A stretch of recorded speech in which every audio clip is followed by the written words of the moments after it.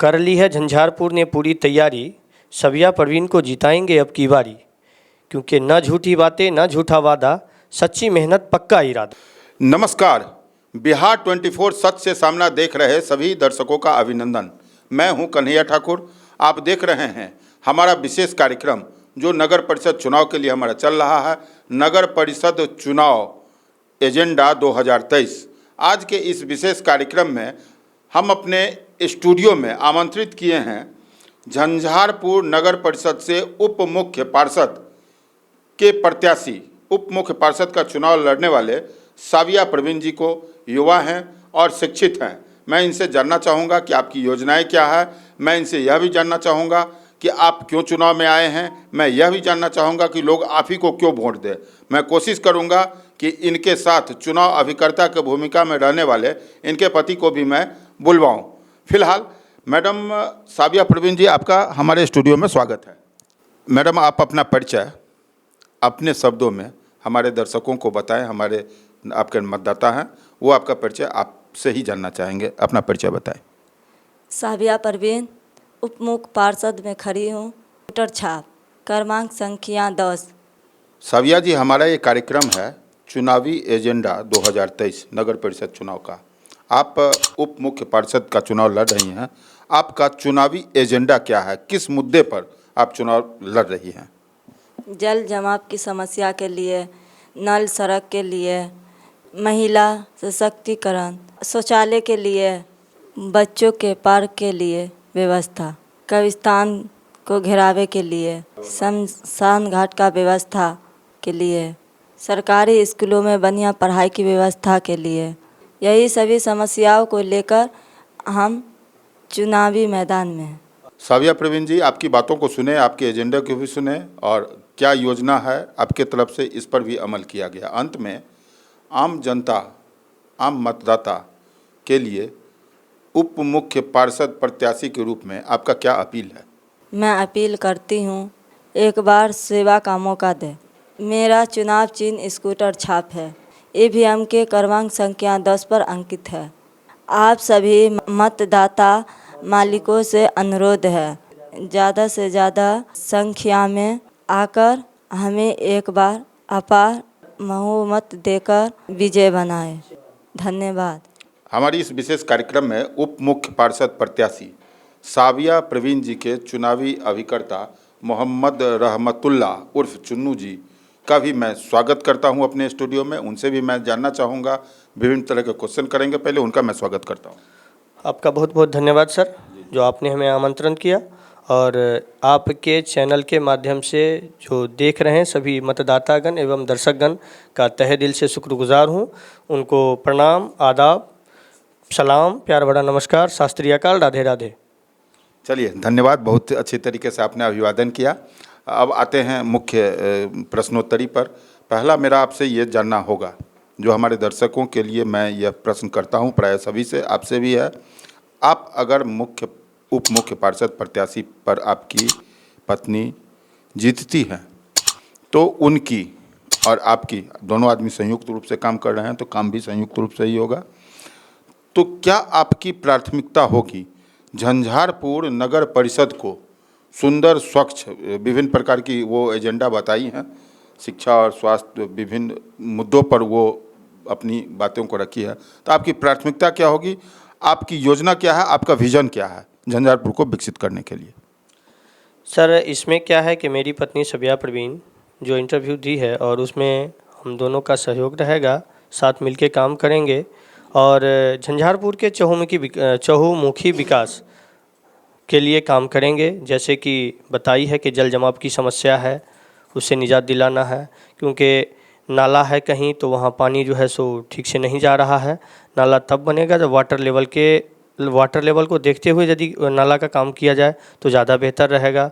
उसके बाद झंझारपुर नगर परिषद है, इतना बड़ा मार्केट है। इस मार्केट के अंदर अगर किसी पुरुष या महिला अगर मार्केट में जाते हैं, उनको आपातकाल या पेशाब पैखाना का आभास हो, तो मार्केट में ये समस्या है कि कहीं भी महिला के लिए एक दिक्कत का सामना है कि कहीं भी शौचालय का व्यवस्था नहीं है, जिससे महिलाओं को बहुत परेशानी होती है।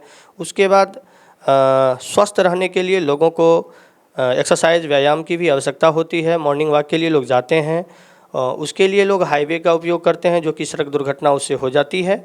और अगर उसके लिए हम काम करेंगे कि पार्क की व्यवस्था हो, मुक्ति स्थल की व्यवस्था हो, अंतिम संस्कार के लिए लोग जाते हैं, पंचतत्व विलीन होते हैं। कब्रिस्तान के घेराबंदी के लिए कहीं कब्रिस्तान का भूस्खलन हो रहा है, मिट्टी ध्वस्त हो रहा है, तो उसके मिट्टीकरण के लिए काम किया जाए। बच्चों को स्कूल में अच्छी पढ़ाई की व्यवस्था हो, अस्पतालों में अच्छे इलाजों की व्यवस्था हो, मेडिसिन समय समय पर मिले, इसके लिए काम किया जाएगा।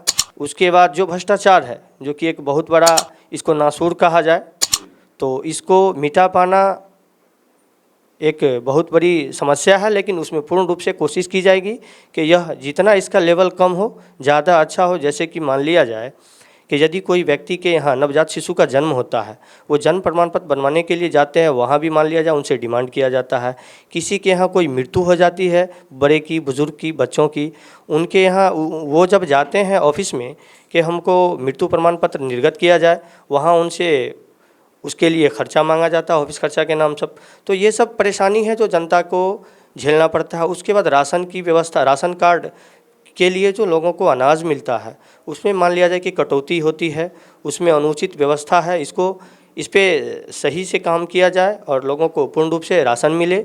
और मान लिया जाए कि ज़मीन का लोग दाखिल खारिज करवाते हैं, कोई खरीदते हैं, कोई बेचते हैं, तो जो कोई अपने प्रॉपर्टी को ख़रीदते हैं तो ज़मीन का चाहते हैं कि वो दाखिल खारिज करवा लिया जाए। तो जब वो दाखिल खारिज के लिए जाते हैं तो उनको एडवांस पैसा लिया, उनसे जो है सो गलत उगाही नाजायज़ पैसा लिया जाता है, जो कि नहीं लगना चाहिए। उस पर भी काम किया जाएगा। विभिन्न मुद्दों पर बहुत कम समय में आप जो सर्च किए हैं, सर्वे किए हैं, झंझारपुर की ज़रूरतों को आपने देखा है, परखा है, आपने अपनी प्राथमिकता बताई है, आपने सभी बातों का विस्तार से वर्णन किया, आपने मुद्दों को बताया और यह भी बताया कि आप अगर जीत के जाते हैं तो किन किन बिंदुओं पर आपका ध्यान रहेगा। अगर आपको जीत का सेहरा जनता पहनाती है तो झंझारपुर नगर परिषद में प्रथम काम विकास के लिए किस पर आपका रहेगा? पहला काम क्या होगा उसमें? सर, पहला काम जो है वो भ्रष्टाचार से मुक्ति दिलाना, और दूसरा जल जमाव की समस्या, जो कि बहुत बड़ी समस्या है। यातायात में भी लोगों को दिक्कत होती है। यहाँ तक कि कई जगह ऐसा है जो कि मान लिया जाए कन्हौली से लेकर के बेलभद्रपुर तक और परतापुर से लेकर बेलाराही तक, ये चौहद्दी है झंझारपुर नगर परिषद का, जो पहले 16 वार्डों में था और अभी 11 वार्ड जो बढ़ा है। टोटल मिलाकर के 27 वार्डों में यह विस्तार रूप है। अब झंझारपुर स्टेशन के पास RS में जो अंडरपास है, वहाँ मान लिया जाए कि डॉक्टरों का स्थान है, महिलाओं को प्रसव पीड़ा होता है तो वहाँ लोग जाते हैं, नवजात शिशु का इलाज करवाने के लिए जाते हैं, बड़े बुजुर्ग भी जाते हैं। तो वहाँ जब इलाज करवाते हैं तो लोग स्वस्थ होने के लिए जाते हैं, लेकिन वहाँ जल जमाव की ऐसी समस्या है कि उसमें यातायात आने जाने में लोग और बीमार हो जाते हैं। तो यह बहुत बड़ा ही समस्या है, जल जमाव का जो समस्या है, इससे निजात दिलाने का और भ्रष्टाचार से मुक्ति दिलाने का काम करेंगे। आपने अपनी प्रथम बात भी कही और विभिन्न बात भी कही। अब मैं आता हूं अपने इस विशेष कार्यक्रम के अंतिम चरण की ओर मैं बढ़ रहा हूं, जिसमें 10 उम्मीदवार चुनावी मैदान में हैं। उप मुख्य पार्षद प्रत्याशी के लिए सभी अपने अपने तरीके से वोट मांग रहे हैं और सभी प्रत्याशी अपने अपने जीत का भी दावा करते हैं। मतदाता इन 10 प्रत्याशी में आप ही को क्यों चुने? ऐसा क्या खास लगता है आप में, यह बताइए। हमें इसलिए चुने मतदाता मालिक कि हमारी जो पत्नी सबिया परवीन है वह शिक्षित है, स्नातक है, और मैं खुद ग्रेजुएट हूँ। ग्रेजुएशन के बाद मैंने LLB लॉ की पढ़ाई की है LNMU से, और मैंने भूमापक का भी प्रशिक्षण दिया है, और सामाजिक बहुत सारे मुद्दे और समाज सेवा का काम लगभग 15 वर्षों से करते हुए आ रहे हैं। समाज में जैसे कि लोगों को क्या चाहिए कि जनता को एक मैसेज ये चाहिए कि समाज में यदि किसी के यहाँ कोई बीमार होते हैं तो उसका शुभचिंतक बन करके आप जाइए। अगर किसी के यहाँ कोई एक्सपायर कर जाते हैं तो या मृत्यु कर जाते हैं तो आप वहाँ जा कर के उनके यहाँ मिलिए, उसके सुख में दुख में मिलिए। शादी विवाह हो या उनका कोई हालचाल हो या उनका कोई काम रुका हो, राशन कार्ड वाला हो या आधार का काम सुधार करने वाला हो, एक दूसरे के कदम में कदम मिलाकर अगर चलते हैं तो जनता का बहुत बड़ा, जैसे कि अभी हम लोग चुनाव प्रचार के दौरान जो मतदाता मालिक के पास, जनताओं के पास जाते हैं, उसमें हमें यह देखने को मिला है कि हम जो कैंपेन कर रहे हैं ना, उसमें फेस टू फेस कर रहे हैं। जनता के पास जाके कह रहे हैं कि मेरी जो पत्नी उप मुख्य पार्षद पद के लिए खड़ी है और मैं इनके साथ में हूँ, तो यह शिक्षित है, युवा है, ईमानदार है, इसलिए आप हमें चुनिए और जब हम जीत करके आएंगे तो जो समस्या है वो तमाम समस्याओं का समाधान होगा और जनता के हित की बात की जाएगी। और शिक्षा के विषय में कहा गया है कि शिक्षा, इल्म, एजुकेशन वह शेरनी का दूध है, जो पिएगा वह दहाड़ेगा। इन्हीं सब बातों के कारण आपको ये विश्वास है कि सभी उम्मीदवारों से इतर आपको लोग चुनेंगे?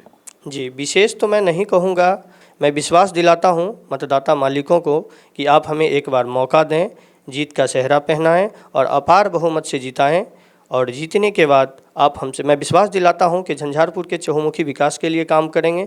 जो भी समस्या है सभी समस्याओं का निदान होगा और कदम से कदम मिला करके जनताओं के सुख में दुख में एक बेटा बन करके बड़े बुजुर्गों का साथ आशीर्वाद मिले, बच्चों का प्यार मिले, माँ बहनों का प्यार मिले, साथ मिलकर के काम करेंगे। उससे झंझारपुर का चहुमुखी विकास होगा और इससे झंझारपुर एक नगर परिषद अभी बना है तो और आदर्श नगर परिषद बन जाएगा। जी, धन्यवाद। कर ली है झंझारपुर ने पूरी तैयारी, सबिया परवीन को जिताएंगे अब की बारी, क्योंकि न झूठी बातें न झूठा वादा, सच्ची मेहनत पक्का इरादा। आपने स्लोगन के जरिए अपनी बातों को बड़े संक्षेप में बता दिया।